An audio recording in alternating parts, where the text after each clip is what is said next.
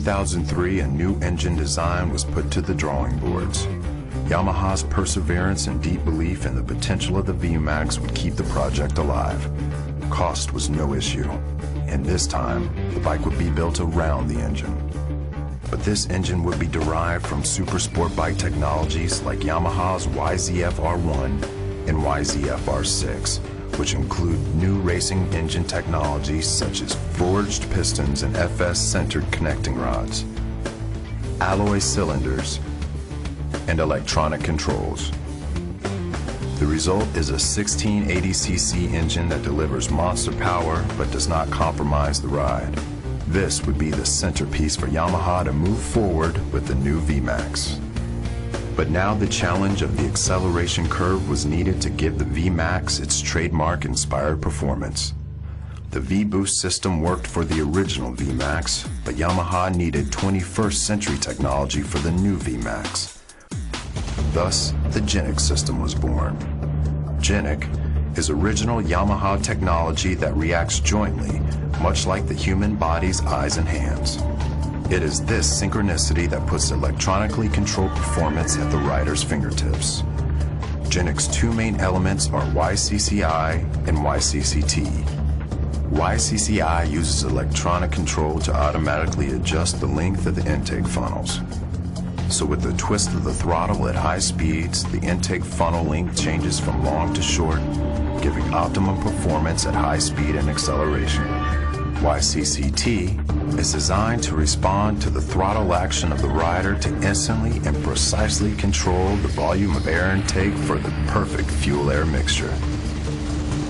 On the original VMAX, the V-Boost kicked in at 7,000 RPM like a jet fighter's afterburners. But with the new VMAX, that kind of surging dual-curve acceleration is available whenever the rider twists the throttle, regardless of RPM. This breakthrough in technology on Yamaha motorcycles achieves that exhilarating acceleration curve while giving the rider a raw surge of power. We built 6 different prototypes for this motorcycle. The most challenging and critical parts of this entire project were creating the ideal engine volume and finding the best location within the frame for an engine that size. Now, even though figures showed that the frame and engine were balanced proportionally, the actual riding experience did not feel the same. So, without compromising the engine's power or visual strength, we wound up building dozens of different frames.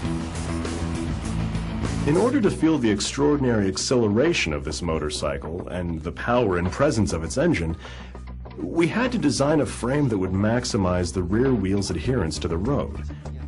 In building the head pipe and a stiff pivot, it would be most effective to connect these elements in a straight line, but that would hide the engine.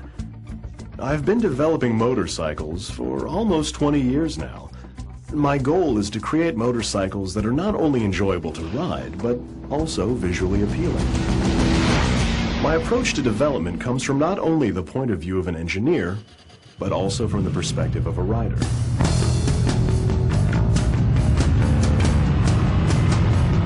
It was not only vital, but unique that test riders were also involved throughout the entire process in creating the new VMAX. They were instrumental in designing the feel of the ride and providing feedback to help fine-tune the motorcycle. The result is a new VMAX frame with high vertical rigidity and responsive cornering performance.